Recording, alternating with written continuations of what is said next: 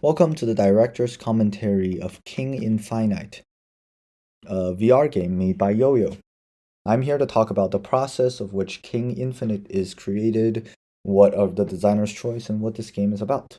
Much of the same information can be found in the PDF, but I'll talk more about the process and some of the smaller things. Uh, this is the first VR room that I made. Uh, it's interesting because uh, it suggests a story. This is the starting point of the game. You can see your hand, and they're special. There's a robotic hand. There seems to be some sort of story. Why is one of your hand robotic and one isn't? And what is this room? What is this steampunk, this cyberpunk reality? It all suggests things, but these are the fluff of the game. This game is more of a statement or an experiment on how VR should have been done and some of my visions on what VRs are.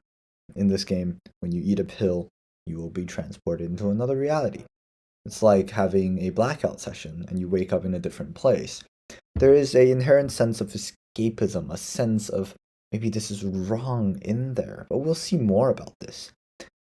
Some of the important repeating element is that there's cigarette packs, lighters, and the pills, and you travel to different worlds.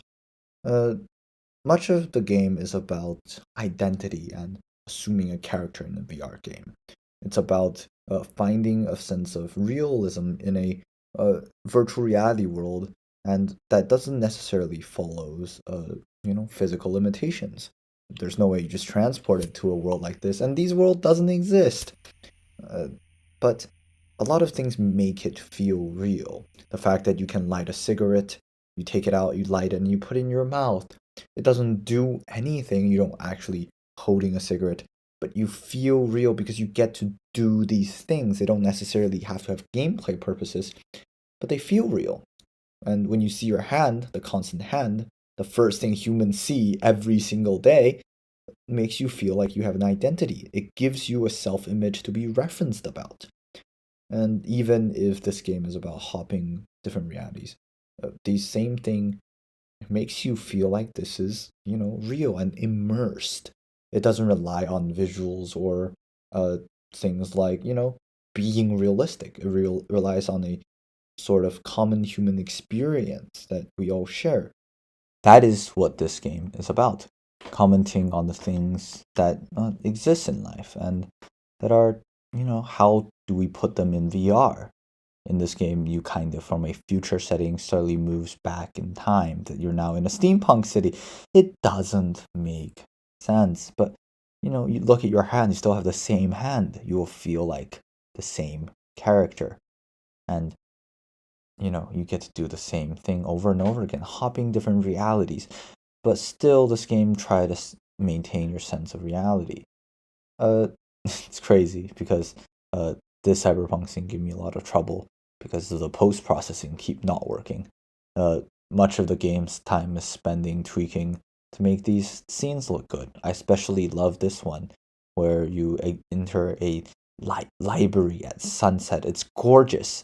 The light really gives a melancholic feel, and you don't exactly have to do much to feel like in this. It's especially noticeable in VR since you are immersed and you get to see your hand. It's a little bit harder to see in a normal computer screen.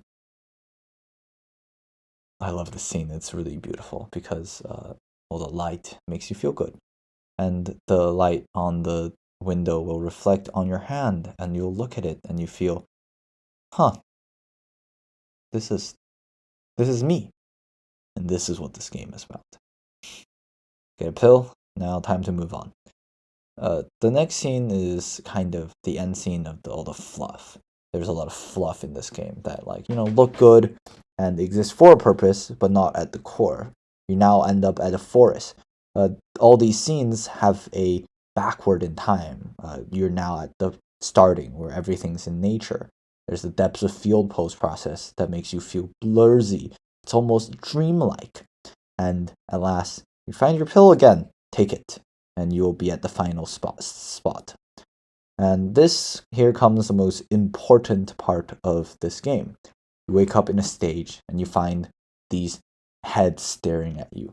These heads actually has been spreaded throughout the game. I don't know if some sharp-eyed audience have noticed them, but they have always been looking at you through worlds. This is another one of my philosophy. I believe the existence of audience or a connection to the world give the game a sense of impermanence, as it is, the existence of this isn't always constant. And despite this being a VR game, I put all these heads to remind you that some people is looking at you. And this final game is a stage where everyone look at you. You're still in the VR world. And now you pick up the cigarette that you always do, and you have one on the stage. It's a meta commentary on how the cigarette doesn't actually serve a meaning because it doesn't actually do anything, and it's a common meta commentary on how in real life and both in VR we act for people. It's always almost like acting. Reality is you doing stuff and people watching you. And here comes the important message of the game. Oh God, I could be bounded in a nutshell and count myself as the king of infinite space. Give myself a little swirl in the gameplay. It feels nice. It's a little commentary, and you get a crown. All of these heads keep looking at you. They're audience of you, and you feel looked. But in noticing that you can be the king of infinite space, in a nutshell, like how reality works, you put it on, and now they're all dispelled. It's almost like enlightenment, that you are now better, stronger, and knows more than before. You have achieved a sense of, specialness. It's like being a king of infinite space. It really is in that sentence. That sentence is in Hamlet, by the way, if you didn't know. And now you walk towards this dark block, goes into darkness, and you return into the liminal space. You see the crown again, and now it doesn't do anything. This doesn't lead you anywhere. And after you put the crown on, you eventually have to notice that this is the end. There's nothing. And if you just toss it into the void, and you'll have to take off your goggles. And this is supposed to give you a feeling of, oh, this is just but another reality. You are the king of infinite space after all.